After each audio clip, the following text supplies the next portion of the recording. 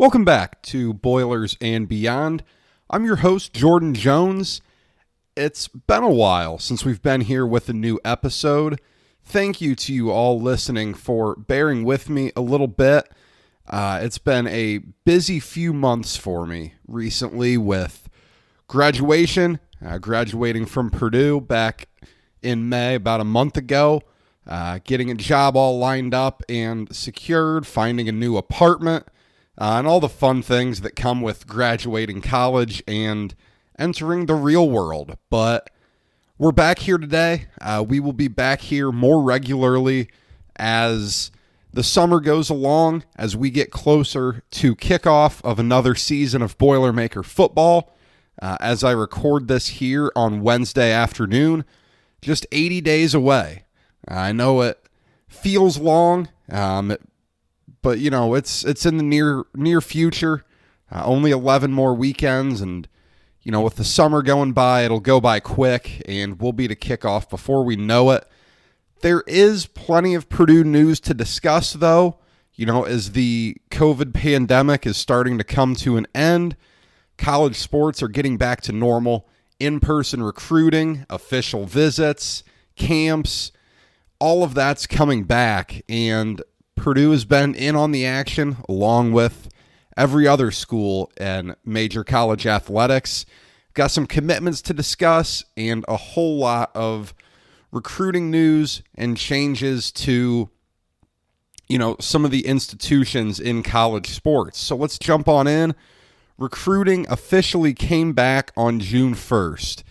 It was a year-plus moratorium that began, I believe, last April with the official dead period of in-person recruiting.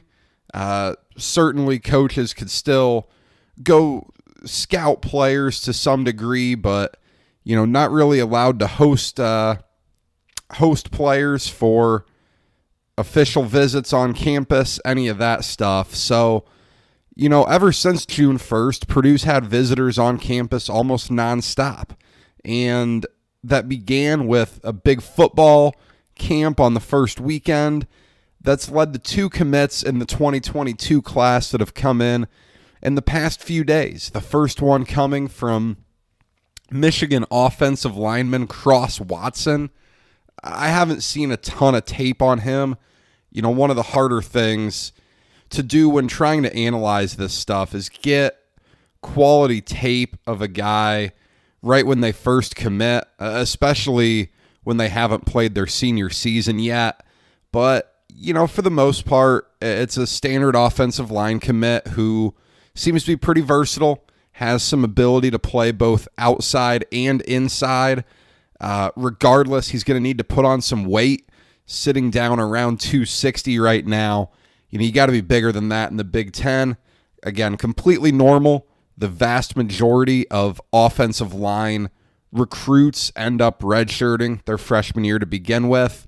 I don't see why that would be anything other than what to expect here with Watson. But, you know, it's always good to get pickups on the offensive line.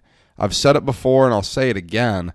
To keep building the program you want in the Big Ten West, you have to have an offensive line that isn't a net negative for you. And by that, I mean, when you're going up against physical fronts that you see in the Big Ten West, particularly at Iowa and Wisconsin every year, I'd put Northwestern in that too. Pat Fitzgerald gets his guys very aggressive on defense.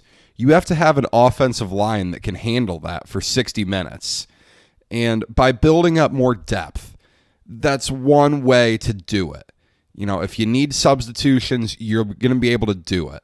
That's something Purdue hasn't necessarily had all the time under Jeff Brohm. They're starting to see some of that depth emerge now to the point where you're a little more comfortable going into the two deep. Whereas, you know, when Brohm took over, it was recruiting a couple of graduate transfers to patch in spots in the one deep just to get through the season. Now, you know, it's a little bit deeper. Watson will join that depth. A good pickup for Purdue. He was the third addition to the class, and then another one came just a day and a half later with Texas defensive end and linebacker Nick Carraway. And this is one where there's some pretty good tape out there. Comes from a major school in Texas, so that shouldn't necessarily be surprising. The tape is impressive. A very high motor player. I really like what I've seen from him on tape. Purdue got a good player here, and it's in a position of need because Carraway is going to probably play that defensive end outside linebacker hybrid model that, someone like DeMarcus Mitchell will play this year. A very NFL style player in terms of the position he will play.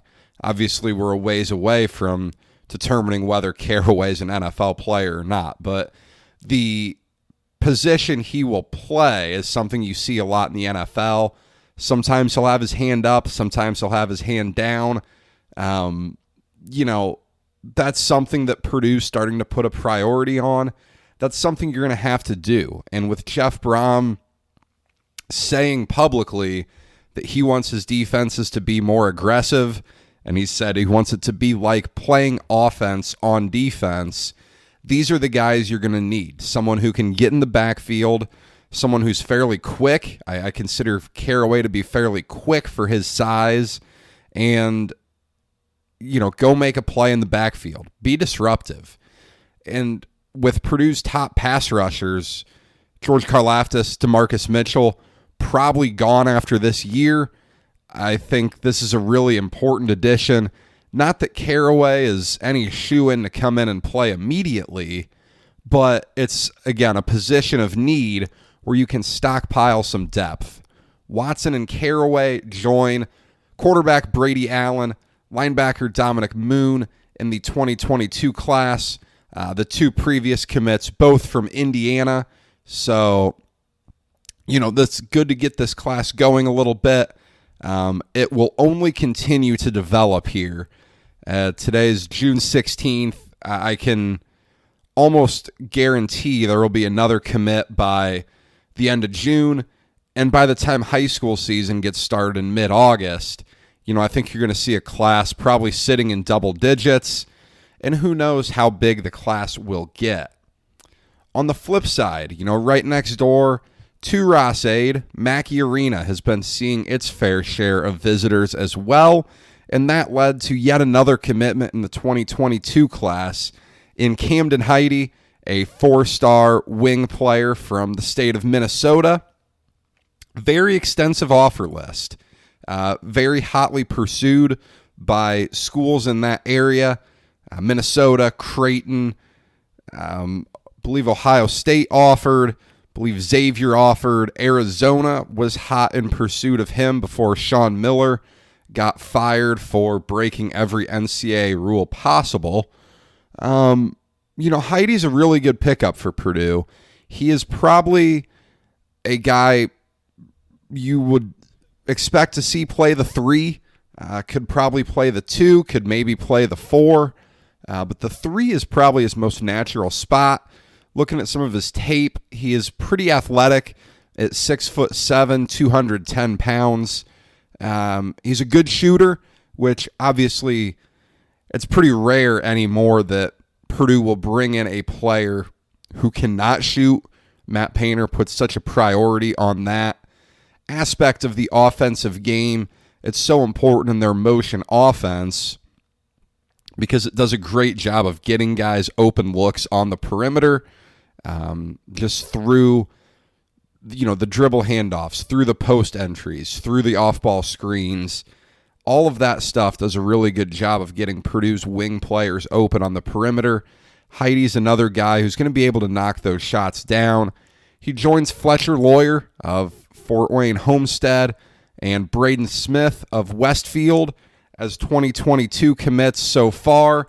And, right now you have a clear 1-2-3. You have Braden Smith, a true point guard, about 6 foot, really starting to make a name for himself ever since he committed to Purdue. He's was very good in the Indiana junior senior all-star game that they played. Obviously, the seniors ran the juniors off the floor at the end. Tends to happen. That's probably to be expected with a group of players that's another year older. Smith held his own in that game for sure. Fletcher Lawyer is a 2 who is a sharpshooter. Lots to be excited about with him. I think Homestead has a real shot at getting to the 4A state championship game this year. They may have to go through Braden Smith and Westfield in the process in that north part of the state, but Homestead's become the best program in Fort Wayne, a very good basketball city, and Lawyer was the best player on that team this year. That included Illinois signee Luke Goody. I think Lawyer is an incredibly strong player that Purdue's really going to get a lot out of. And then Heidi adds that player at the 3, a little bit of height, a little bit of athleticism to the mix there. And where do you go from here? This is a class where on paper you have 4 open scholarships that would just leave 1. Jaden Ivey puts a wrench into that. If he goes pro after his sophomore year, you would then have 5 open scholarships. I think that's likely. I will admit I don't watch the NBA. I don't want to watch the NBA. I'll find anything to watch over the NBA. So I really can't tell you about Jaden Ivey as a pro player. But what I do look at is NBA mock drafts just to get a feel of what college basketball is going to be like. And I've seen Ivy as high as number 7 overall in a 2022 mock draft. If that's the case, he's gone. I think if he is a first-round material, Ivy's probably gone. All indications are that he's working pretty hard this offseason. That's to be no surprise. The son of a coach tends to be that way. So I think this class could realistically be a 5-person class. The main priority here, and I got a text from one of our listeners last night kind of asking, what's going to go on here?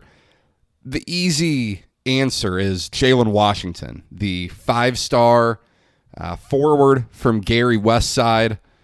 He's been a Purdue target for forever. I can't remember if he was in 8th grade or a freshman in high school when Purdue offered him, but he's been a long-time Purdue target. Purdue has had lots of success in the region. In the city of Gary, you think of another forward from that area, Glenn Robinson, back in 1991. But, Etuan Moore comes from the region. Brandon Newman, most recently, coming from the region. So, Sasha Stefanovic.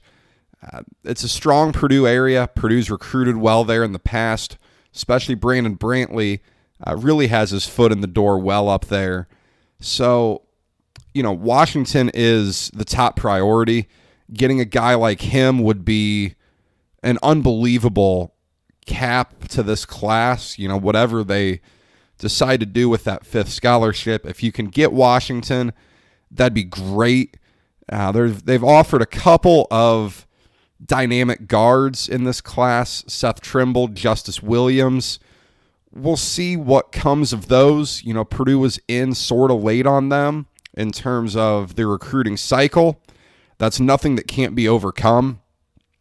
As a Purdue recruiting follower, we've seen that go against Purdue plenty of times, where I guess most notably it tends to be Tom Izzo comes in late and has stolen players in the past. But, this is a very good start to the class. Right now, it is a top 5 class on the recruiting services. Granted, I don't ever recommend listening to those in terms of the class ranks in basketball especially. Having 3 commits this early skews that quite a bit. But these are all 3 solid players.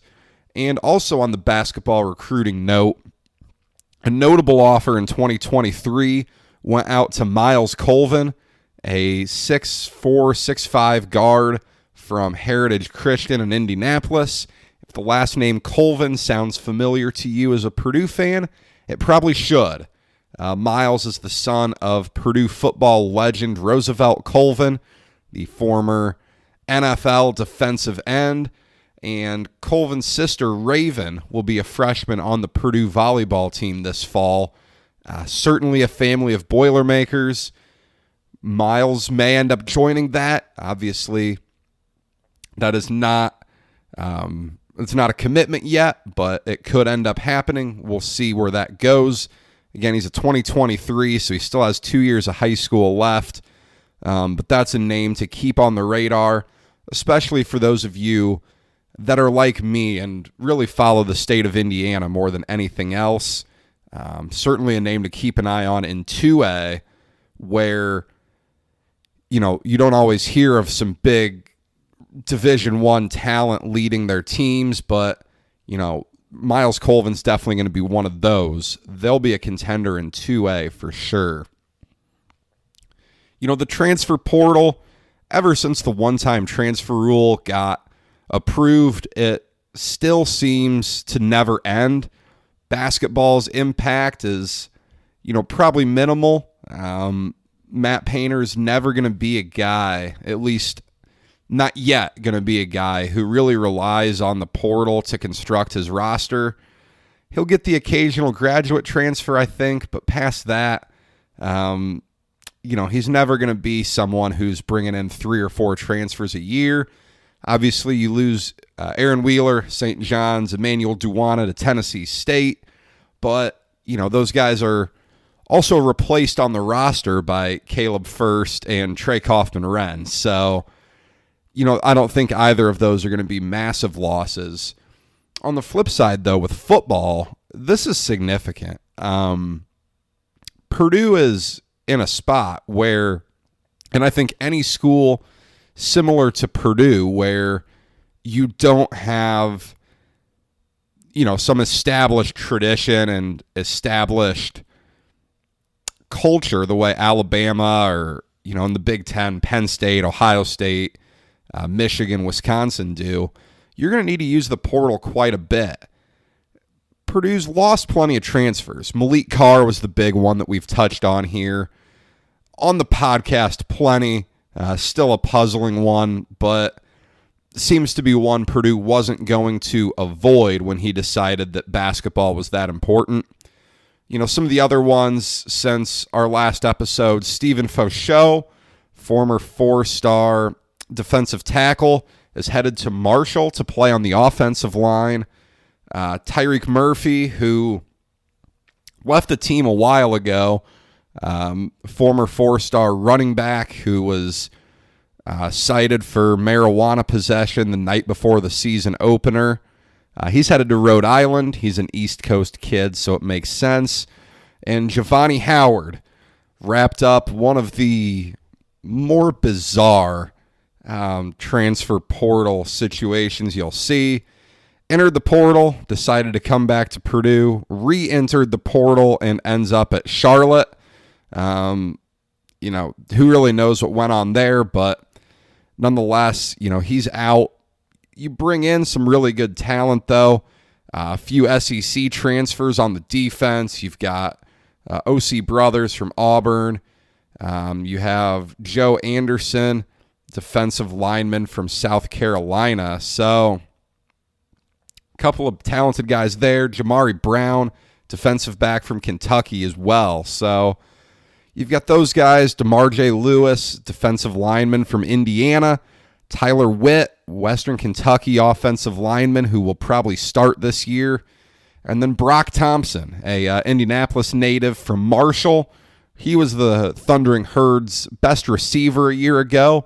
He's coming to join the ranks now at Purdue. And, just a couple nights ago, Purdue adds a D2 All-American safety from Findlay University over in Ohio. From a fan's perspective, I don't know how the coaches are able to stay on top of this. This is insane. I mean, it never ends. The portal's only going to get more active.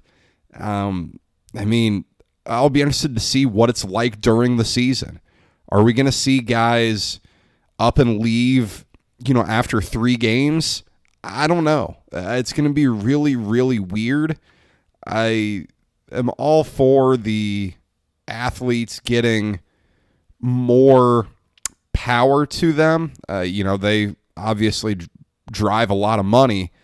I just hope, guys make good decisions at the end of the day, because this is an area, I heard on John Rothstein from CBS Sports on his podcast this week, he brought up that 35% of players in the basketball transfer portal this year haven't found a new home yet.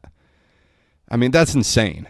That is a ridiculously high percentage of guys who, may just be lost, who may have entered the portal and thinking they're going to get a better opportunity, or, even drop down from high major to mid-major to low major, and just nothing happens. You hope that isn't something that happens to a ton of kids.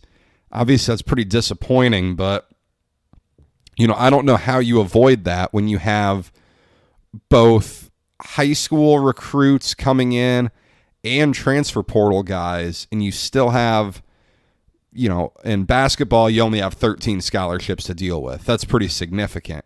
In football, you only can bring in 25 new players a year. That's pretty significant as well. So some of these numbers may end up changing because of this, whether it be the new player limit, whether it be a scholarship limit. I'd be surprised if that happens. I doubt we're going to go back to the days where, like Nebraska football would have 130 guys on their team. But anything's possible with the NCAA. The football coaching staff had a little bit of news that came out this morning. Jeff Brohm had a press conference where he announced that Brad Lambert, Ron English, and Mark Hagan will all be sharing the title of co-defensive coordinator. Lambert will be with the linebackers, Ron English will be with the defensive backs, and Mark Hagan will be on the defensive line. Lambert will be the primary play caller. Brohm would not answer whether he will be, Lambert that is, will be coaching from the press box or whether he'll be on the field. That's certainly a question that is increasingly important to Purdue fans. I think we all remember the Nevada game in 2019. Purdue loses a lead late in the game, and defense started to falter throughout. That was Nick Holt's first game coaching in the box. He was public that he didn't like it, and Nick Holt was gone at the end of the season. So, I don't know what Brad Lambert prefers. I don't know that I think it matters all that much, but that is something that Purdue is going to really need to monitor and get right. This three co-defensive coordinator system is odd. It's not something you see a lot. I don't know that I view it as like a desperation move the way I've seen some people describe it, but it's certainly interesting. The bright side of this, all 3 of these guys have extensive experience. Lambert and English have been head coaches. Hagan has been all over the map at some really, really good spots. Been at Purdue, been at Indiana, been at Texas. He's very experienced. These guys have a ton of experience that they can really build on to try to elevate this defense to that next level here in 2021 to get Purdue back to a bowl game ultimately. The last piece of information really that has been going around college sports is the idea of reformatting the college football playoff by expanding it. Sounds like it's going to go from 4 to 12 teams. I'm going to wait until we get a little more clarity on that. Right now, the current proposal is 12-team playoff, top 4 seeds get byes.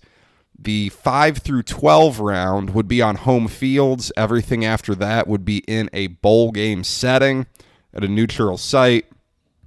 I'm going to wait. I'd like to do maybe a longer podcast on that subject because it's something I would love to talk about. Expanding the playoff is something that is inevitable, something that does it impact Purdue or not? I don't know. Right now, no. Right now, Purdue's not a playoff team, but, could they get there? Anything's possible. I don't think that in the early 90s, anyone would have said by the end of the decade, Purdue would be pushing for a Rose Bowl. Well, they did it. So, anything's possible. It's something that impacts the Big Ten quite a bit. I'd like to wait. Here we'll wait a few weeks, and if nothing's changed yet, maybe we'll touch on it in the next episode. One final thought before we go. Purdue volleyball doesn't get all the media attention in the world. It's probably unfortunate. They deserve it quite a bit.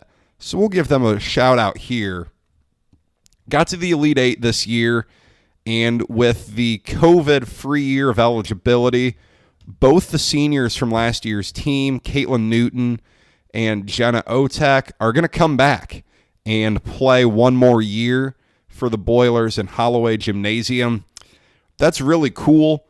I have no idea what other schools have in this situation. For all I know, every girl in the country feels like they're coming back. I don't really know. I don't follow volleyball a ton. I do know they were a lot of fun to watch this past year in the spring. It was probably good for them a little bit. They get out of the shadow of football. Purdue baseball wasn't readily available on BTN. All of that was on BTN Plus. Volleyball is a lot of fun to watch. I'm excited to see what they do this year. There is no one who deserves a deep run more than Dave Shondell. He has given a ton to this Purdue volleyball program, and I'd love to see them, break through, make a run at a Big Ten championship, make another deep run in the NCAA tournament. The guy deserves it quite a bit. That's all I've got for you today, though. Again, thanks for bearing with me as we went through a bit of a break. We're going to be back more regularly, though. Don't you worry there.